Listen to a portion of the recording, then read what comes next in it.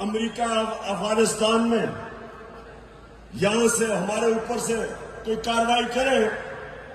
मैं नहीं चाहता था कि मेरा मुल्क मुलव्वस हो उसमें, क्योंकि मैं क्यों चाहूं कि अफगानिस्तान से हमारे ताल्लुकात खराब हो।